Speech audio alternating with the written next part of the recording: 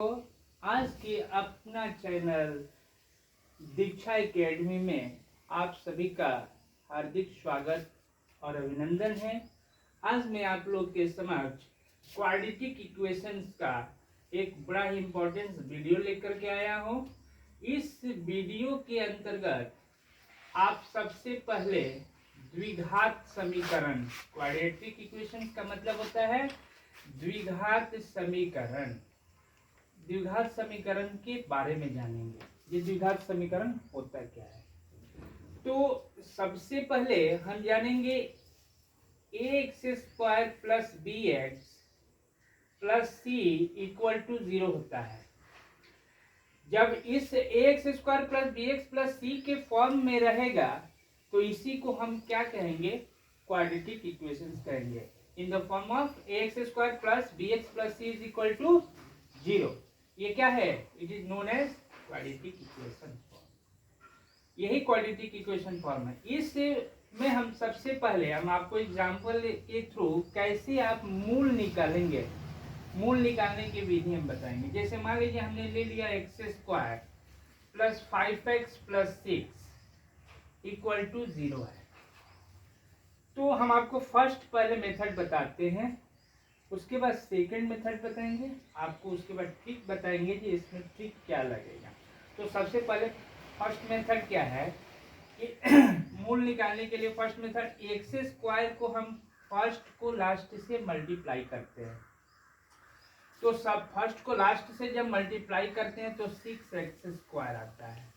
अब क्या करेंगे, 6x स्क्वायर का हम फैक्टराइज करेंगे जो 5x आ जाए, यानी 6 का फैक्टर हम करेंगे। तो 6 का फैक्टर क्या होगा, 2 इंटू 3 6 हो जाएगा, या 3 इंटू 2 6 हो जाएगा, 1 इंटू 6 हो जाएगा, 6 इंटू 6 हो जाएगा। इसके बाद कोई फैक्टर आपका 6 में का नहीं है। हमें देखना है जोड़ने और घटाने के उपरांत, क्योंकि दोनों यहाँ पे प्लस है। तो जब दोनों प्लस है तो आप ये ध्यान देंगे कि यहाँ पर क्या होगा, 5x आना चाहिए। तो 3 और 2 क्या होगा, 5x होगा। 3 और 2 क्या होगा, 5x। तो यहाँ 3 और 2, तो यहाँ क्या कर देंगे, X square plus 3x plus 2x plus 6 is equal to 0 हो गया। उसके बाद क्या करेंगे, इसमें कॉमन लेंगे। तो कॉमन कैसे लेते हैं, जैसे मान लीजिए एक्स स्क्वायर यहाँ है तो आप 2 बार x गुने x लिखेंगे। यहाँ 3x है तो यहाँ 3 गुने x लिखेंगे। दोनों में देख लेंगे कॉमन क्या है, तो x कॉमन है तो x यहाँ कॉमन ले लेंगे। तो x प्लस यहाँ 3 बच जाएगा। अब प्लस 2x और 6 में क्या कॉमन लेंगे, जैसे मान लीजिए 2x है तो 2 गुने x कर दिए, 6 है तो 2 इंटू 3 कर देंगे। दोनों में कॉमन क्या है, 2 है तो यहाँ 2 कॉमन ले लेंगे। तो बचेगा क्या, x और 3, तो x प्लस 3 इक्वल टू 0 हो गया। तो x प्लस 3 और x प्लस 3 दोनों में कॉमन हो गया, तो x प्लस 3 ले लेंगे और यह x प्लस 2 हो जाएगा, इज इक्वल टू हो गया आपका 0। तो यही आपका 3 और 2 क्या हो गया, मूल हो गया। देखिए x प्लस 3 बराबर क्या करेंगे, x प्लस 3 इक्वल टू 0 हुआ, तो x इज इक्वल टू क्या हो गया, -3 हुआ। और x plus 2 is equal to 0, तो x इज इक्वल टू -2 हुआ। तो -3 और -2 ही जो है इसका मूल हो गया। अगर आप वेरीफाई भी करना चाहते हैं तो यहाँ देखिए इसका वैल्यू 0 आएगा और इसका भी वैल्यू 0 आएगा। तो दोनों का वैल्यू जब 0 आ गया तो यह मूल क्या हो गया आपका, X square plus B X plus C equal to 0 के फॉर्म में आ गया। तो मूल आपका क्या होगा, -3 और माइनस आपका 2 होगा। सेकेंड मेथड यहाँ हम यूज कर सकते हैं।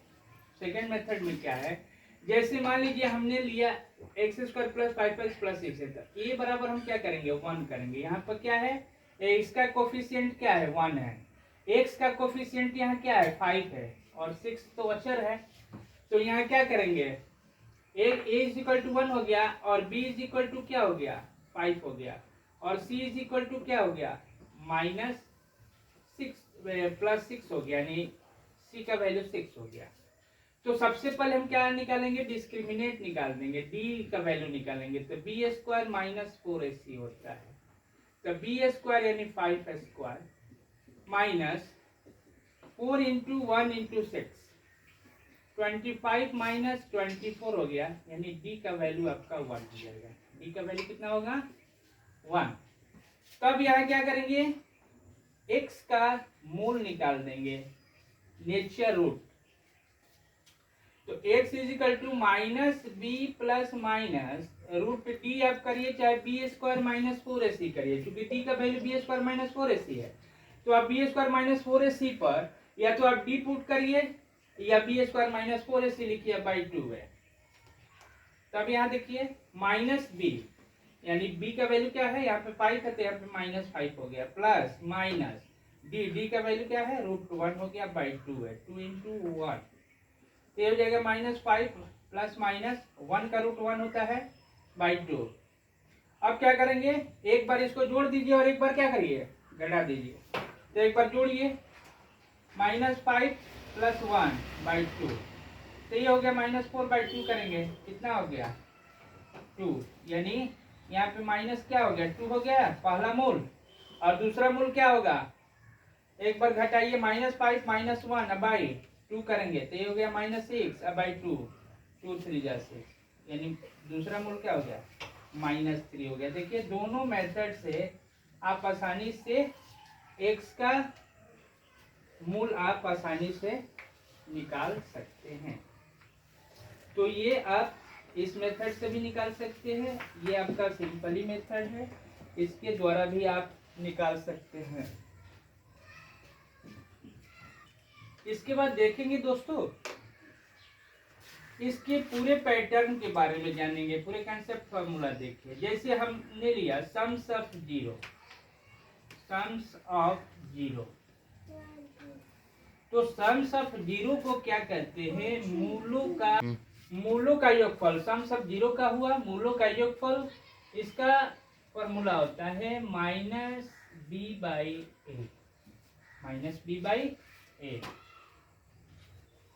और प्रोडक्ट ऑफ जीरो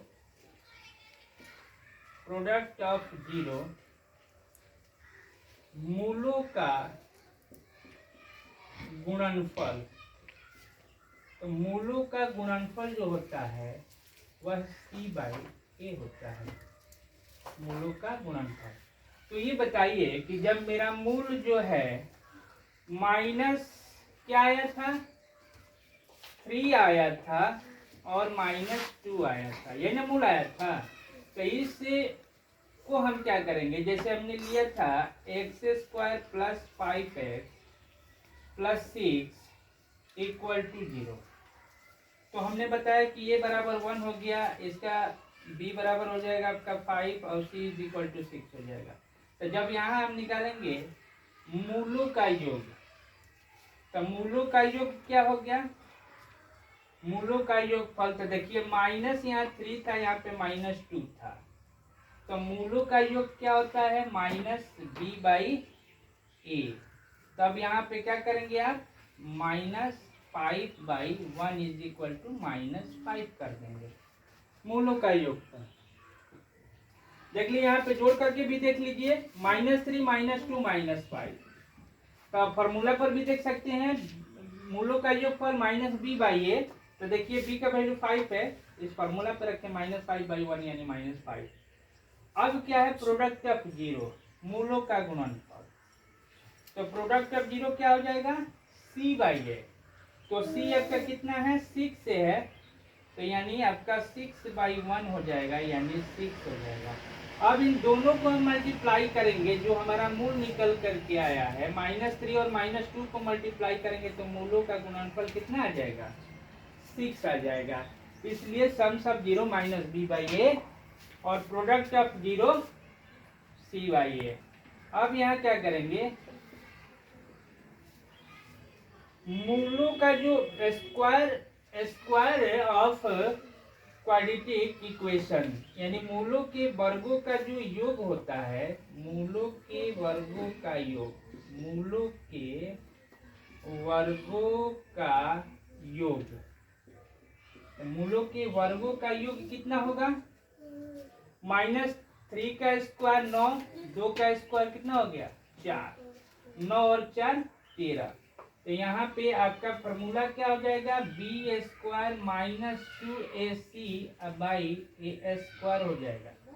आप इस पे रख करके देखिए, बी स्क्वायर, बी का वैल्यू 5 है, 5 का स्क्वायर -2ac, तो 2 × 1 × 6/a² यानी 1। तो ये देखिए 25 - 12, तो कितना हो जाएगा? 13 हुआ। और इसका भी हम कैलकुलेशन कर रहे हैं, -3 का स्क्वायर 9 और -2 का स्क्वायर 4, तो ये भी क्या हुआ? 13 हुआ। इस तरह से मूलों के वर्गों का ये फॉर्मूला होगा। और मूलों के जो व्युत्क्रम होते हैं, व्युत्क्रम, मूलों के व्युत्क्रम, व्युत्क्रमों का योग, मूलों के व्युत्क्रमों का योग। तो मूलों का व्युत्क्रम यानी इसका व्युत्क्रम क्या होगा? 1/-3 + 1/-2, है ना? ये व्युत्क्रम हुआ। अब इसको जोड़ देंगे, -2 - 3 -5, अब बटे में 6 हो जाएगा। कहने का मतलब होगा ये फॉर्मूला हो जाएगा आपका -b/c हो जाएगा। ये आपका फॉर्मूला हो जाएगा। इस कंसेप्ट फॉर्मूला के जरिए आप क्वाड्रेटिक इक्वेशंस के सारे क्वेश्चंस को आप सॉल्व कर सकते हैं। मैंने आपको यही ट्रिक बताया कि देखिए 6 आपका जो लास्ट का है ना, जैसे 6 आपका लास्ट का है, तो सबसे पहले क्या करेंगे? 6 का ऐसा फैक्टर करेंगे कि बीच का टर्म आ जाए। अभी मैंने बताया, तो 6 का क्या होगा? 3 × 2 = 6, और 3 और 2 जोड़ोगे तो 5 हो जाएगा। इसलिए इसका आसानी से आप 3 और 2 जो है इसका मूल निकल करके चलाएगा। इस तरह से आप लास्ट का देखेंगे और चर जो है बीच के टर्म का निकाल देंगे। तब तक के लिए आज के वीडियो में इतना ही। धन्यवाद। Thank you. Have a nice day.